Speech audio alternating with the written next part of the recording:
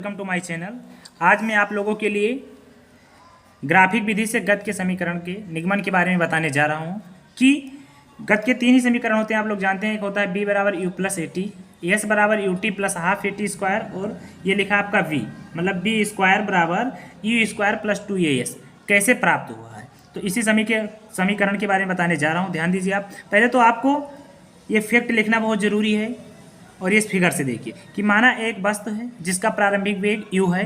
एक समान त्वरित गत का मतलब होता है कि एक समान त्वरण से, मतलब जहां पर त्वरण नियत हो, मतलब ये बराबर नियत में है, t समय पश्चात यश विस्थापन तय करने के बाद वस्तु का वेग भी हो जाता है। आइए मैं फिगर में आपको समझाता हूँ। मान लिया गया कि एक वस्तु है जिसका प्रारंभिक वेग u है। मान लीजिए यहाँ पर समय जब उसका 0 था, समय 0 है, तो प्रारंभिक वेग इसका क्या है, इस वस्तु का u है। और टी समय पश्चात जैसे जैसे इसका समय बढ़ता चला गया, मतलब टी जैसे जैसे इसका समय बढ़ता चला गया, वैसे वैसे इसका वेग भी क्या होता चला गया, बढ़ता चला गया। और लास्ट में इसका जो मतलब वेग हुआ, कुछ समय के बाद यश विस्थापन तय करने के बाद इसका वेग क्या हो जाता है, बी हो जाता है। अब गत के प्रथम समीकरण के बारे में जानिए।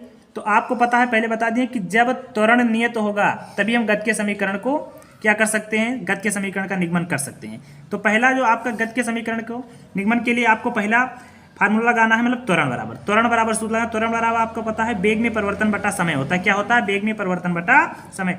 ये याद रखना है कि गत के प्रथम समीकरण को हमें याद रखना है कि त्वरण से निकालना। त्वरण बराबर होता है वेग में परिवर्तन बटा समय। अब आपको पता है कि वेग जो था u से कहाँ पहुंच गया है, b पर। वेग u से b पर पहुंच गया है। अब देखेंगे यहाँ पर कि त्वरण को लिखते हैं ये से, तो ये b से u पर पहुंचा है, मतलब b माइनस u, और समय आपका कितना था, t। अब यहाँ पर देखेंगे एक मानकर क्रॉस गुणा कर लेंगे, तो ये जब गुणा करेंगे तो ये आपका यहाँ पर एक मानकर कर लीजिए गुणा, देखेंगे तो ये हो जाएगा b माइनस यू बराबर ए टी। अच्छा, हमें निकालना है, अगर हम यहाँ पर b को रोकेंगे तो u माइनस इधर चला जाएगा प्लस, मतलब b बराबर यू प्लस ए टी। ये आपकी गत के प्रथम समीकरण का सूत्र प्राप्त हो चुका है कि b बराबर यू प्लस ए टी।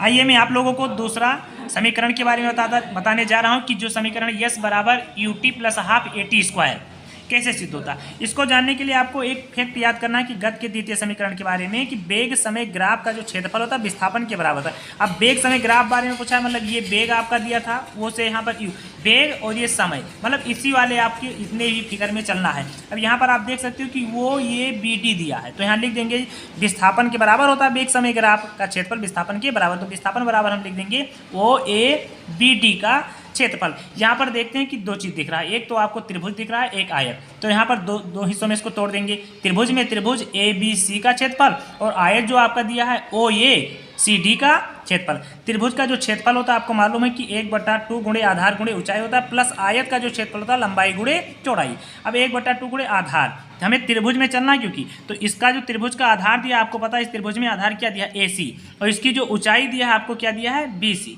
अब हम ऊंचाई इसका पता नहीं था, आपको पहले पता था कि इसका u वेग था, जब प्रारंभिक वेग u था तो t समय पश्चात इसका वेग b हो जाता है। तो हमें इसका नहीं पता था bc, इसलिए इसका पूरा यहाँ से यहाँ तक देखा गया पूरा वेग b था। तो हमें bc का जब निकालेंगे तो u में से b को घटा लेंगे, मतलब b माइनस u।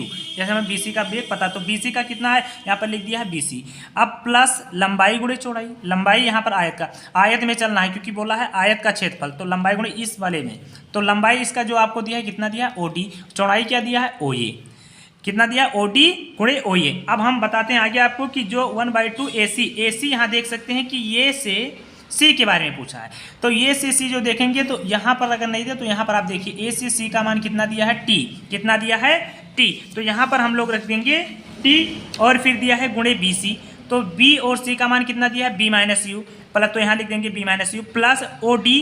अब यहाँ देखिए O और क्या बोला है, D, OD का भी मान कितना दिया है यहाँ पर, T, तो T लिख देंगे गुणे OA, इस वाले में O से ये OA का वैल्यू कितना दिया, U, तो यहाँ लिख देंगे U। S बराबर क्या हो जाएगा, 1/2 गुणे T गुणे B माइनस यू प्लस यहाँ पर T गुणे U।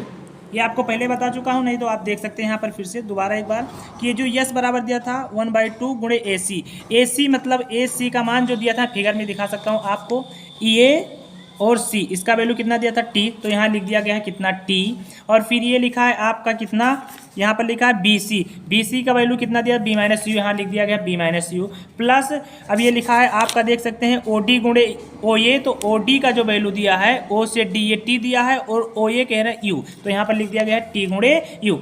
आगे आप देख सकते हैं यस बराबर 1/2, अब यहाँ पर ये टी गत के प्रथम समीकरण से अगर देखेंगे तो ए टी बराबर बी माइनस यू, क्योंकि यही तो प्रथम समीकरण था, बी बराबर यू प्लस ए टी, तो यहाँ पर ये गत के प्रथम समीकरण जहाँ पर ये लिखा है बी माइनस यू यहाँ पर लिख देंगे ए टी, तो ए टी लिख दिया गया इसके स्थान पर। अब प्लस ये लिखा है यू से टी में गुणा करेंगे यू टी हो जाएगा।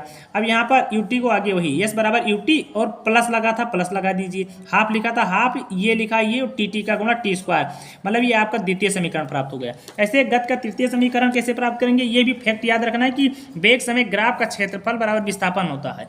अब विस्थापन वेग समय ग्राफ का क्षेत्रफल किसके बराबर होता है विस्थापन की, तो अब की बार हम विस्थापन से निकालेंगे लेकिन समलंब चतुर्भुज, क्योंकि हमें इसमें दिख रहा है कि ये जो चतुर्भुज है क्योंकि इनकी दो मतलब इनके पास दो समांतर भुजाएं हैं, देख सकते हैं यहाँ पर ये दो समांतर भुजाएं हैं, इसलिए हम इसको समलंब चतुर्भुज से निकालेंगे। तो समलंब चतुर्भुज निकालने के लिए मैं आपको बता सकते हैं यहाँ पर फिगर में कि ये गत के द्वितीय समीकरण फैक्ट वेग समय ग्राफ जो होता है का क्षेत्रफल विस्थापन के बराबर, तो इसको निकालेंगे अब की बार समलंब, क्योंकि ये समांतर भुजाएं हैं। अब यहाँ पर समलंब, तो समलंब जब निकालेंगे तो ओ ये बी डी का फिर वही क्षेत्रफल, समलंब चतुर्भुज का क्षेत्रफल का सूत्र होता है 1/2 गुणे समांतर भुजाओं का योग गुणे समांतर भुजाओं के बीच की दूरी। समांतर भुजाओं का योग मतलब ये देखिए समांतर मतलब ये इसके समांतर है, तो यहाँ पर ये लिख देंगे ओ ये जो समांतर है किसके बी डी के, जो समांतर भुजाओं का योग है किसके बराबर है बी डी के, और समांतर भुजाओं के बीच की दूरी मतलब यहाँ इसके इस वाले में पूरे में बीच की दूरी कितना दिया ओ डी, तो यहाँ पर लिख देंगे क्या ओ डी। अब ओ ए, तो ओ ए का वैल्यू कितना दिया था यू लिख दिया गया यू,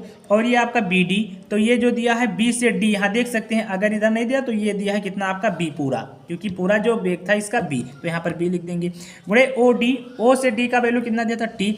अब यहाँ पर हम देखेंगे गत के प्रथम समीकरण से टी का मान रखेंगे, क्योंकि गत का प्रथम समीकरण होता है बी बराबर यू प्लस ए टी, तो हम यहाँ पर पक्षांतर कर लेंगे ये यू प्लस से इधर आएगा माइनस, मतलब हो जाएगा बी माइनस यू बराबर ए टी। अगर हम यहाँ पर टी को रोकते हैं तो ये कहाँ चला जाएगा बटे में, मतलब वही टी बराबर बी माइनस यू बाई ये। अब जहाँ टी लिखा था वहाँ पर हम लिख देंगे बी माइनस यू बाई ये, क्योंकि ये गत के प्रथम समीकरण से। अब यहाँ पर फिर हम देखेंगे 1/2 लिख दीजिए, बी बी का गुणा करेंगे बी स्क्वायर, यू यू का गुणा करेंगे यू, क्योंकि प्लस माइनस का माइनस होता है बाई में ये। अब फिर क्या इससे इसमें गुणा करेंगे एक से, तो वही आएगा बी स्क्वायर माइनस सी स्क्वायर बटा में 2a, एक मान का क्रॉस मल्टीप्लाई कर लीजिए तो ये हो जाएगा आपका 2a बराबर b square minus u square. अब यहाँ पर हमें बी स्क्वायर अगर रोकेंगे तो यू स्क्वायर माइनस से इधर आएगा प्लस हो जाएगा, मतलब बी स्क्वायर बराबर यू स्क्वायर माइनस से इधर आएगा प्लस, तो यू स्क्वायर प्लस 2a ये आपका गत का तृतीय समीकरण प्राप्त हो चुका है। आशा करते हैं कि आप लोग को यह वीडियो जरूर समझ में आया होगा, यदि आया होगा तो मेरे चैनल को सब्सक्राइब करना, लाइक करना, कमेंट करना, जरूर बताना कि समझ में आया कि नहीं। जय हिंद दोस्तों, जय हिंद।